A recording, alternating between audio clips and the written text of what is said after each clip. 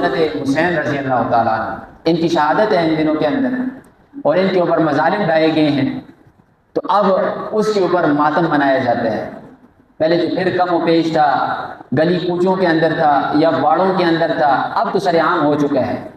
اب ان لوگوں کو دیکھ کر دیکھا بدیکھی اہل سنت والجماعت والے، یعنی جو ہم لوگ ہیں، ہم نے اکثر وہ ساری چیزیں اٹھا کر اپنے اندر رکھی ہوئی۔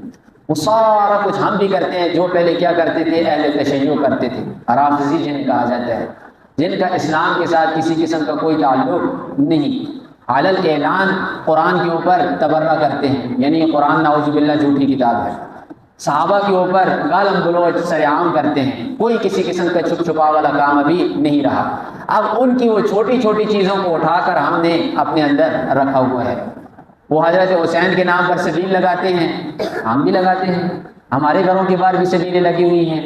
وہ بھی حسین کے نام کے اوپر کیا کرتے ہیں، بکرے ذبح کرتے ہیں، اونٹ ذبح کرتے ہیں، چاول پکاتے ہیں، دیگیں چڑھاتے ہیں، راستوں کے اندر لوگوں کو کھلاتے ہیں، ہمارے لوگ بھی کر رہے ہیں۔ اور پچھلے سال تو اتنی ترقی ہوئی کہ سبیل عمر لگائی گئی۔ انہوں نے کالا جھنڈا لگایا تھا، ہم نے سفید جھنڈا لگایا، انہوں نے سبیل حسین لگائی تھی، ہم نے سبیل عمر لگا دی۔ ہمارے اور ان کے درمیان میں کیا فرق رہا؟ کوئی بھی نہیں رہا۔ اسی طریقے سے نوحہ، ماتم تو پہلے یہی ہمیں پتہ تھا نا کہ ماتم صرف اور صرف شیعہ کرتے ہیں، یہ سنا تھا ہم نے کہ اپنے آپ کو پیٹتے ہیں، مارتے ہیں، روتے ہیں، لیکن اب یہ یاد رکھ لیں کہ ماتم ہمارے ہاں بھی آ چکا ہے۔ پہلے تو ادھر ہی تھا، اب ہمارے ہاں بھی، اور ہمارے بھی بڑے بڑے حضرات، یہ نہیں چھوٹے علماء جنہیں ہم کہتے ہیں، وہ جا کر ان کی مجلسوں کے اندر روتے ہیں اور پیٹتے ہیں اور ماتم کرتے ہیں، کہتے ہیں کہ حسین کا غم فرشتوں نے کیا ہے، ہم کیوں نہ کریں۔ یاد رکھیں حسین کا غم ہے، وہ ایک جگہ کے اوپر ہے۔ آپ حضرت حسین کی شہادت کو اٹھاتے ہیں نا، ساتھ دوسرے صحابہ کو نہیں دیکھتے۔ یہ جمعے والے دن حضرت عمر رضی اللہ تعالیٰ عنہ کی شہادت بیان ہوئی، یہ کم شہادت تھی۔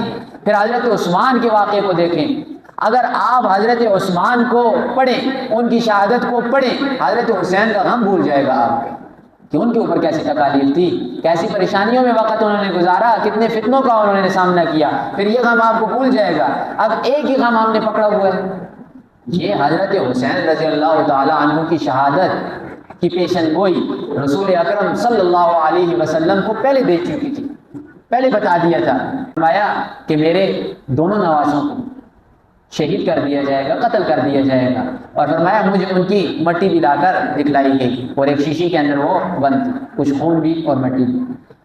اور پھر اگر رسول اللہ صلی اللہ علیہ وسلم کو بتا دیا گیا تھا، انہوں نے تو یہ ماتم نہیں کی، ہم کیوں کر رہے ہیں؟ اس کے بارے میں یاد رکھ لیں، ماتم کرنا، نوحہ کرنا، اپنے آپ کو پیٹنا، رسول اللہ نے کیا فرمایا؟ جس نے اپنے گریبان کو چاک کیا، اپنے منہ پر تماچے مارے، بال نوچے، فرمایا میری امت میں سے نہیں ہے، ان لوگوں کا میرے ساتھ کوئی تعلق نہیں۔ اب یہ چاہے مارنا اور پیٹنا حضرت حسین کی شہادت کے اوپر ہو یا آپ کے کسی عزیز کی وفات کے اوپر ہو، تو گنہگار انسان اتنا ہی ہوتا ہے، اس کے اندر کوئی کسی قسم کی گنجائش نہیں۔ اللہ کو یہ والا معاملہ کرنا نہایت ہی ناپسندیدہ ہے۔ عورتیں بیٹھ رہی ہیں، سن رہی ہیں، عورتوں کی تو یہ عادت ہے کہ جب بھی کسی کے گھر کے اندر جاتی ہیں، دکھ ہو یا نہ ہو، اور رونا انہوں نے ضرور ہے، اور یہ کیا رونا بھی کیسے ہے کہ آوازیں دے دے کر رونا ہے، اللہ کے اوپر شکوے کر کر کے رونا ہے۔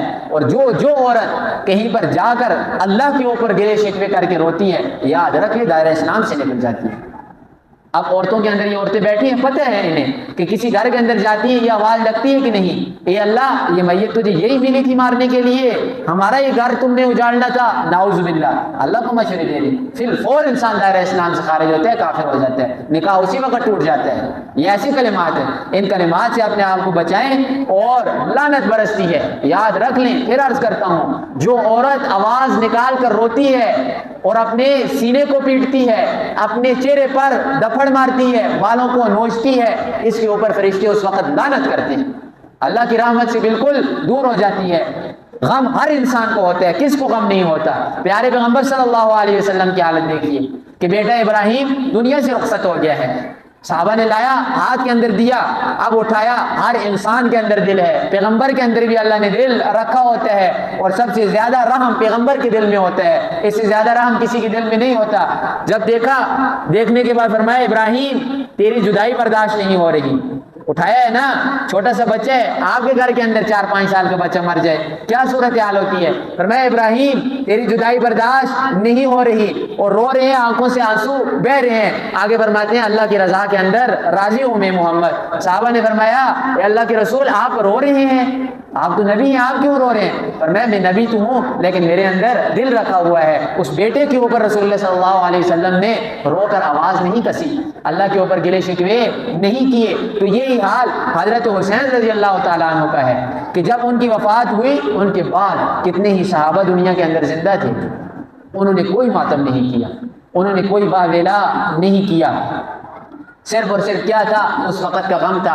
اور رسول اللہ صلی اللہ علیہ وسلم نے فرمایا غم سب سے زیادہ کتنا ہے؟ 3 دن، 3 دن سے زیادہ کوئی غم نہیں۔ اور عورت کے لیے یہ اضافی چیز ہے کہ عورت اپنے خاوند کا غم کرے گی 4 مہینے 10 دن، اور وہ غم نہیں ہے، وہ اس کی کیا کر رہی ہے؟ عزت کر رہی ہے کہ 4 مہینے 10 دن وہ نکاح نہیں کرے گی، رکے گی، رکنے کے بعد وہ آگے جگہ پر نکاح کر دے گی۔ تو یہ رہا معاملہ کس کا؟ ماتم کا۔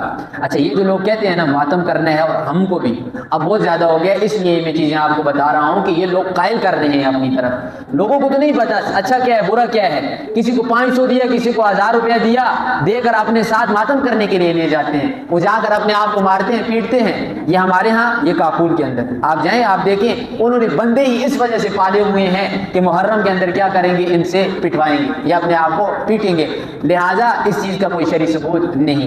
یہ جو لوگ کر رہے ہیں یہ بھی غلط کر رہے ہیں۔ کیوں؟ حضرت حسین کا یہ جو واقعہ جمعوں کے اندر بیان ہوتا ہے اور تقریروں کے اندر، پروگراموں کے اندر، اور جو نعت خواں بیان کرتے ہیں، یاد رکھ لیں اس کا بیان کرنا حرام ہے۔ یہ جو واقعہ بیان کر رہے ہیں، بیان کرنا کیا ہے؟ حرام ہے۔ سب سے بڑی وجہ حضرت حسین کے واقعے کی، حضرت حسین رضی اللہ تعالیٰ عنہ کی شہادت کے وقت صحابہ موجود ہیں، لیکن صحابہ میں سے کوئی صحابی اس واقعے کو بیان نہیں کر رہا، وہ خاموش ہیں، صحابی کوئی بیان نہیں کر رہا۔ اچھا تابعی نہیں کر رہا۔ 100 سال کے بعد، کتنا؟ 100 سال کے بعد اس واقعے کو لکھا جا رہا ہے۔ آج ہم ایک معاملہ کرتے ہیں، ہمارے بعد ہماری نسل گزر جاتی ہے، 100 سال بعد نئے لوگ آتے ہیں، وہ کہتے ہیں کہ اس مسجد میں فلاں دن فلاں کام ہوا۔ آپ اپنی عقل سے سوچ کر بتائیں، ہم مانیں گے اس واقعے کو؟ کسی صورت میں نہیں مانیں گے۔ یعنی شاید ہی نہیں ہے نا جنہوں نے اپنی آنکھوں سے دیکھا ہو۔ یہ سارے کا سارا کیا ہے؟ جھوٹ بیان کیا جاتا ہے، فلاں معاملہ ہوا، فلاں معاملہ ہوا، فلاں معاملہ ہوا۔ جتنے تک سچ ہے اس سچ کو بیان کرو، سچ سے زیادہ آگے چیز کو بیان نہ کرو۔ لیکن دکھ یہ ہوتا ہے نا، وہ تو ہے ہی کافر، تو کافر نا، ان کا تو دین ہی الگ ہے، لیکن نام نہاد مسلمان اپنے آپ کو اہل سنت والجماعت کہنے والے ان کی کتابوں کے حوالے اپنے ممبروں کے اوپر بیان کرتے ہیں۔ حضرت حسین کے ساتھ یہ ہوا، حضرت حسین کے ساتھ یہ ہوا، ان کے اوپر ماتم کرنا چاہیے، ان کے اوپر رونا چاہیے۔ نہیں ہے اسلام کے اندر کوئی چیز، آپ کسی کے اوپر نہیں رو سکتے، آپ نے رونا کسی کے اوپر نہیں، آپ پیغمبر کے اوپر نہیں رو سکتے۔ پیغمبر دنیا سے جا چکے ہیں، ان کے اوپر ایسا ماتم نہیں کر سکتے۔ ہاں محبت کے اندر روتے ہیں، اور روئیں اپنی جگہ کے اوپر بیٹھ کر، ایک مجلس لگا کر پورے کے پورے اس کے ساتھ رونا اور پھر پیٹنا، یہ چیزیں غلط ہیں۔ یہ چیز تو کیا تھی؟ نوح کے ساتھ اور ماتم کے ساتھ اور ان لوگوں کے ساتھ خاص تھی۔ اب سب سے پہلی چیز جو ہمارے ہاں سب سے بڑی بیماری پائی جاتی ہے کہ ہم کیا ہیں؟ ہم دوسرے کے رنگ کو ایک دم پکڑتے ہیں، فلاں یہ کر رہے ہیں ہم نے پکڑ لیا، ہندوؤں کے رنگوں کو ہم نے پکڑا ہوا ہے، یہودیوں عیسائیوں کے رنگوں کو ہم نے پکڑا ہوا ہے، اسی طریقے سے اہل تشیع کے رنگ کو بھی ہم نے پکڑ لیا۔ حالانکہ مسلمان کی یہ شان نہیں، مسلمان اپنا رنگ تو لوگوں کو دیتا ہے لیکن دوسروں کے رنگوں کو مسلمان نہیں پکڑتا، لیکن آج الٹا سسٹم چل چکا ہے۔ تو اس میں سب سے پہلی چیز کھانا پکانا گھر کے اندر، دیکھا کہ فلاں اہل تشیع ہیں پکا رہے ہیں، ادھر ہم اپنے گھر کے اندر پکانا شروع کر دیتے ہیں۔ عورتوں کے لیے یہ چیز بہت ہی ضروری ہے کہ اسے سمجھیں، دعا کھانے کی محتاج نہیں۔ آج ہم نے یہ سمجھا ہوا ہے جمعرات کے دن دعا کرنی ہے، کھانے کے بغیر نہیں کرنی، کسی ختم کی دعا کرنی ہے، کھانے کے بغیر نہیں کرنی، کھانے کے بغیر دعا نہیں کرنی، دودھ کے بغیر دعا نہیں کرنی، چینی کے بغیر دعا نہیں کرنی۔ اتنی عقل ماری جا چکی ہے، یہ نہیں سوچتے کہ دعا کس سے مانگ رہے ہیں، وہ دعا اللہ سے مانگ رہے ہیں نا. اللہ دودھ کا محتاج ہے, تمہاری چینی کا محتاج ہے, یا تمہارے کھانے کا محتاج ہے؟ کسی چیز کا محتاج نہیں. دعا مانگیں. دعا کی سب سے بہترین چیز کیا ہے کہ سب سے علیحدہ جگہ پر جائیں اور پھر اللہ کے ساتھ سیدھے ہم کلام ہو جائیں, اللہ سے دعا مانگیں. یہ دعا مانگنے کا طریقہ ہے. کھانا پکانا, سبیل لگانا, شربت لگانا, یہ ساری کی ساری چیزیں حرام ہیں. یہ بدعت ہے, اور بدعت کیا ہے؟ حرام ہے. دین کے اندر کوئی نئی چیز داخل مت کریں. اور عورتیں, ایک گھر سے چاول کی پلیٹ آئی, دوسری گھر سے آئی, تیسری گھر سے آئی, چوتھے گھر سے آئی, پورا سال تو کبھی کسی کے گھر کو کچھ بھی نہیں بھیجا. جو حق بنتا تھا وہ نہیں بھیجا. آپ کو بتا دوں, آپ لوگ جو کھانا پکاتے ہیں, اس کھانے کے اندر غریب غربا کا حق ہوتا ہے. آپ کا کام ہے کچھ بھی نہیں تو کھانے سے ایک دو پلیٹیں لازمی نکال کے لوگوں کے گھروں میں بھیجیں, لیکن محرم والے دن سب کو کھانا دے دینا یاد آ جاتا ہے. یہ حرام ہے. نہ اپنے گھر میں چاول پکائیں, نہ دوسرے کسی گھر سے چاول آئے تو اس کے گھر کے چاول لیں. سیدھا اگر کوئی خفا ہوتا ہے, ناراض ہوتا ہے, 1,00,000 مرتبہ ناراض ہو, سیدھا واپس کر دیں. سیدھا واپس کر دیتے تھے. اب گھر والوں کا معاملہ ہے تو گھر والے جانے, ان کی خبر جانے. میرا کام تھا, میں نے انہیں بتا دیا. زبردستی کوئی کسی سے کروا نہیں سکتا. پکائیں گے تب بھی حرام پکائیں گے, کسی کا لے کر کھائیں گے تب بھی حرام کھائیں گے. وہ ایک روایت جو ہے نا, ایک روایت آپ کو ملتی ہے کہ محرم یعنی 10 محرم کو اپنے گھر کا دسترخوان وسیع کریں. دسترخوان وسیع کریں لیکن وہ گھر کے حد تک ہی وسیع کریں. فروٹ لائیں, اپنے بچوں کو کھلائیں, یعنی دودھ لائیں, بچوں کو پلائیں. کوئی اچھا سا اچھا کھانا پکائیں, وہ اپنے بچوں کو کھلائیں. یہ انہیں چاول کا رواج چل چکا ہے, تو چاول ہی پکانے ہیں, سارے گھروں میں بھیجتے ہیں نا. کسی کے گھر میں کچھ مت بھیجیں, اپنے گھر میں رکھیں اور اپنے بیٹوں کو, بچوں کو کھلائیں. یہ سمجھ لیا. اب وہ جو کرتے ہیں اور ہم جو کرتے ہیں, اس کو ذرا سمجھیں. وہ حضرت حسین رضی اللہ تعالیٰ عنہ کے نام کی سبیل لگاتے ہیں. اس سبیل کو پینے سے اگر انسان پیشاب پی لے, وہ پیشاب پینے سے لیے بہتر ہے. حضرت حسین کے نام پر کیا ذبح کرتے ہیں؟ کوئی بکرا یا اونٹ یا کوئی چیز ذبح ہوتی ہے, اور ہوتی ہے, معمولی بات نہیں, ہر جگہ پر ہوتی ہے. اس کو کھانے سے بہتر ہے خنزیر کا گوشت انسان کھائے. پیشاب کا کھانا کھاتا ہے, اپنی جان کو بچاتا ہے, وہ بہتر ہے, لیکن وہ والا گوشت نہیں کھانا, وہ مزار کی بریانی نہیں کھانی, وہ دودھ کی شربت نہیں پینی. اس کے بارے میں اللہ کیا فرماتے ہیں, یاد رکھ لیں کہ وما احل لغیر اللہ بھی, جس کے اوپر اللہ کا نام, اللہ کے نام کے علاوہ کسی دوسرے کا نام لگ گیا, فلاں کا بکرا, فلاں کی سبیل, کوئی نام لگ گیا, یہ آپ کے لیے حرام ہو جائے گا, چاہے وہ کتنا ہی خوبصورت بنا ہوا کیوں نہ ہو, نہیں کھانا. ہمارے یہاں تو بہت زیادہ یہ رواج چل چکا ہے کہ مسجدوں کے اندر یہ چاول بٹنا شروع ہوتے ہیں. مسجدوں کے اندر افسوس کی بات ہے کہ آ کر دیگیں لگتی ہیں اور سبوں کے اندر چاول تقسیم ہو رہے ہیں. مسجدوں کے اندر کیا ہے, شربت کے کولر بڑے بڑے رسم محرم کو چل رہے ہیں, اور مسجد کس کی ہے؟ سنت والجماعت کی مسجد. کہیں شرم بھی نہیں آتی کہ ہم کام کیا کر رہے ہیں. ایک جگہ پر میں نے کیا کہا کہ مردار پڑا ہوا ہے, دوسری چیز خون پڑی ہوئی ہے, خون بھی حرام ہے, آپ کو پتہ ہے, مردار بھی حرام ہے, تیسرا خنزیر پڑا ہوا ہے, اور چوتھا وما احل لغیر اللہ بھی, اللہ کے علاوہ کسی کا نام, اللہ کے علاوہ کسی اور کا نام لگا ہوا گوشت پڑا ہے, چاول پڑے ہیں, شربت پڑی ہے, کوئی چیز پڑی ہے, تو فقہا کہتے ہیں کہ ان تینوں میں سے کھاؤ.